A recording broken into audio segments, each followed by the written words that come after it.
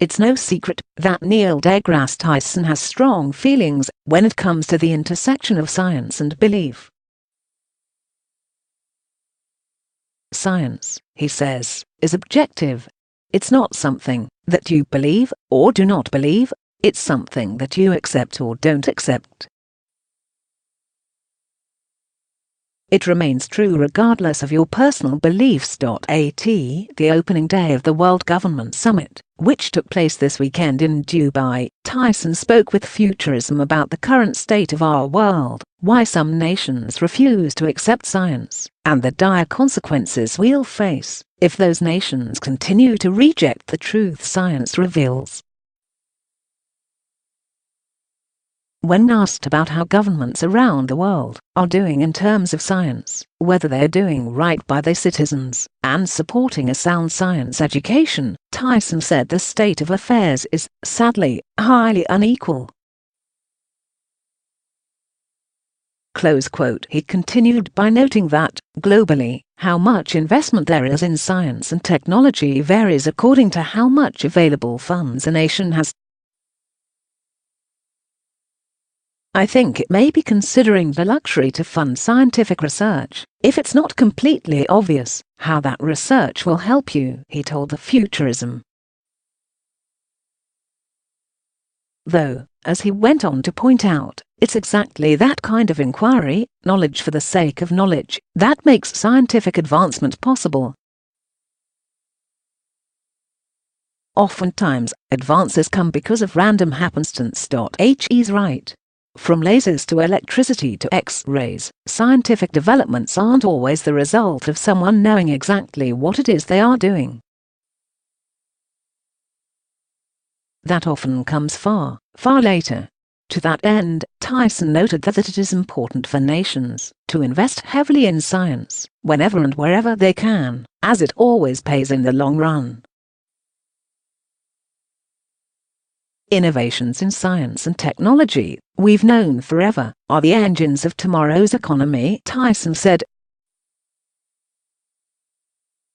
You cannot care about an economy and not simultaneously take investments in STEM fields very seriously.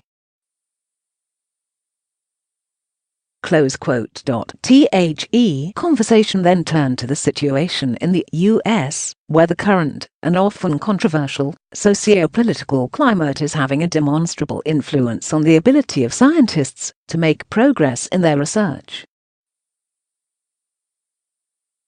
One of the problems, I know the United States at the best, is that most of our elective government, stands for re-election every 2 years, Tyson said. So, if there are people coming in that don't know science, or appreciate it or understand it, then we are susceptible to having them cancel a project that might need a 10-year horizon or a 20-year horizon to bear fruit. Close quote. This, he noted, is obviously a less than ideal situation. To that end, he suggested that, perhaps, nations should have a dedicated budget set aside for research and development, a dedicated budget that is not subject to the whims of each new politician. When discussing how nations can overcome the hurdle that exists where personal or cultural beliefs meet science, as happens when talking about gene editing, evolution, and a host of other topics, Tyson took a strong stance. It's only a hurdle if your belief system is in denial of objective reality, he said. If you have a belief system that wants to say that something that an emergent scientific truth has established is somehow not true, then you should just give up at that point. If you cannot simultaneously allow both to coexist, and one has to fight the other, you will have problems. Close quote. Fortunately, there are alternatives to giving up. What has happened in the past is belief systems have adapted. It is easy to see this throughout our history books. Religion used to say Earth was the center of the universe. Religion used to say that evolution was a myth.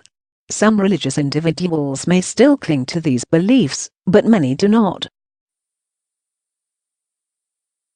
The solution, it seems, is to simply wait for people to accept the objective reality that is presented to them, to let it speak for itself.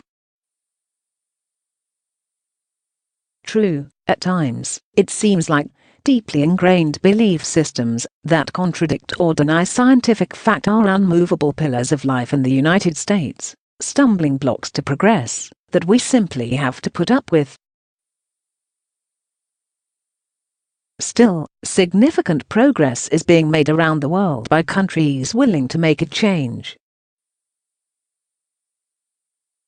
Though some may scream communism, India and Scotland are experimenting with a basic income. Sweden has taken powerful steps towards becoming carbon neutral, despite the fact that some think climate change is fake news. Close quote. And advances are being made in embryonic stem cells, though they remain controversial. As Tyson so eloquently explained, humanity is fully capable of shifting its paradigm. The evidence exists throughout history, and in modern times, we just need to remind ourselves that our beliefs can be molded to facts, not just the other way around. Sometimes, it just requires waiting. When asked if he was hopeful about the future and government's ability or willingness to change its tune, Tyson laughed. "I'm neutral," he said, but quickly added, "I see some successes and some reverses on successes. I think there are enough countries that recognize that science matters, that are up and coming, that they might be the shining example for other countries that are still trying to debate it, and that's always a good sign."